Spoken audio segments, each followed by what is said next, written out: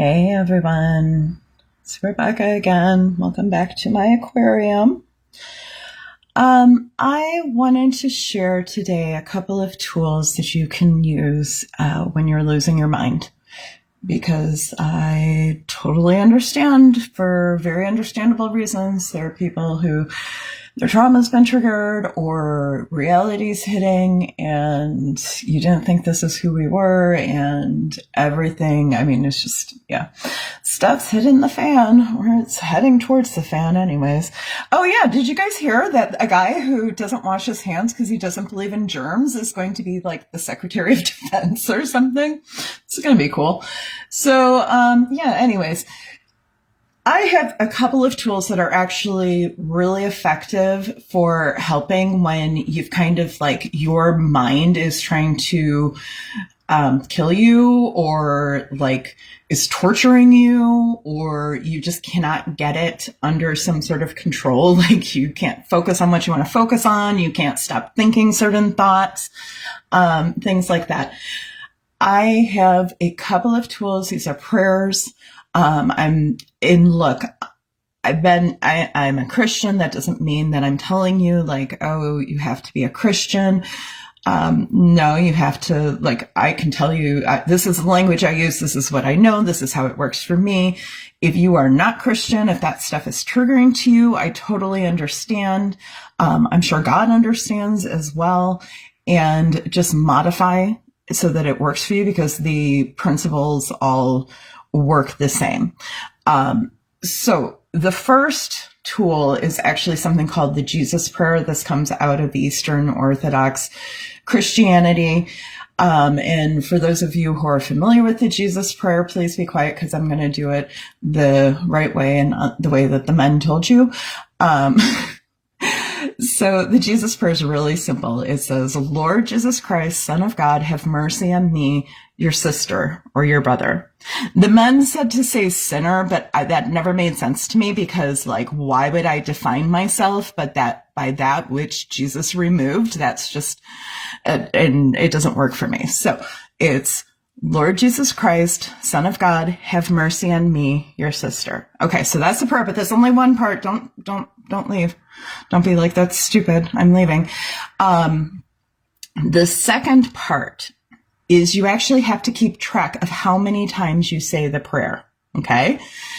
Now think about this. If you've ever engaged in any sort of rote prayer or mantra prayer or even just repetition, you know that you can repeat, your brain is works so that you can actually keep repeating something while another part of your brain is off there being like, hey, do you think the house is going to fall down on us? It's really windy out there. And also, what about these deportation squads? Do I look Hispanic? Yeah, that's not helpful. You're trying to stop that. So by doing both the prayer, which needs to be short and simple and true, and counting how many times you are saying it, the counting will occupy that part of your mind that is otherwise you're trying to pull yourself out of. And this practice has been particularly helpful to me when like my mind was just really a very ugly, nasty place to be, because it's like you're engaged in some sort of repetitive compulsion almost, right? I'm sure everybody knows what I'm talking about, where you're thinking about something, you're trying to work it through. It's like trying to solve an unsolvable problem. And you think, well, maybe this, and your mind will just torture you if you let it, because it just, I don't know, it does what it does. This prayer, this tool, this practice, I have found to be really helpful in interrupting that so that I can get my thinking back under my own control, and it's not being compulsive, and it's not just causing me pain and harm. So that is one tool. And of course, now that I've shared that with you, I completely forgot the other tool that I teach all the time. Well, gosh darn it. I thought this through. I know I'm just pulling up a blank. Isn't that funny? Well, I'll be back. I'll figure it out. Maybe you can only take one tool at a time. maybe that's the spirit being like, stop overloading people, Rebecca. Just give them one thing, let them work on that, and we can come back again later. So anyways, that one, I'm telling you, if Lord Jesus Christ, Son of God, have mercy on me, your sister doesn't work for you or your brother, find something that does. That combination of a short, true statement combined with counting how many times you've said it. You can like set a goal. I'm going to do it 50 times or whatever. You can use prayer beads. I'll do it on my fingers. You can do whatever you want to keep track. The goal is your brain is kind of capable of this split thinking thing, and you want to occupy it so that it will stop doing what you don't want it to do.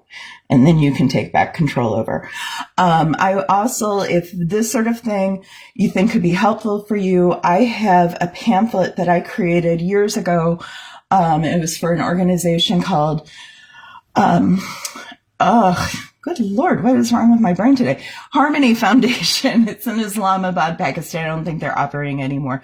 But one of the things they did was work with the victims of sex trafficking, and they asked for a pamphlet that they could give that would provide, give people who were really in crisis and mental health crisis, and trauma, some tools to begin, regaining control over their minds and, some sort of recovery. And so I wrote a pamphlet, and it contains, several prayer practices, like including the one that I just shared with you, that they're not magic. It's not about the words that you say, I don't believe. These are things that, one, will focus you on something true and good, which is always helpful. And two, they help your brain work in a way that works for you, which is really, the battle is in the mind. That is the first battle, is your mind. You can have every opportunity. You can have all the support in the world. You can have all the things go right. But if you're losing the battle in your mind, it won't matter. You can lose everything. You can lose everybody. You can have everything go wrong, have everything taken from you. But if you can win the battle of the mind, you can find a way through. Okay. So this is really important work. If, this is something that would be useful to you, head on over to my website, theupsidedownworld.com. Up at the top, there are circles. There's a slider with circles. Look for the one that says prayer. And on that page, there is a pamphlet that you can open up. You can download it, print it off if you would like, give it to family, friends, put it out at your local church. So yeah, I hope that's helpful to someone. I hope you guys are doing okay. Take care of yourselves before you can do anything else. You are of no good to anyone if you are dead or you are incapacitated. I mean, not that you're no good if you're incapacitated, but I'm just saying, if you're losing the battle of being able to function and having a sound mind, really, really put your work on that. You need that. That is the most important thing you can do for yourself, for your neighbors, for your community, for your country. Okay? So do the work. I love you guys. I will be back later. Bye.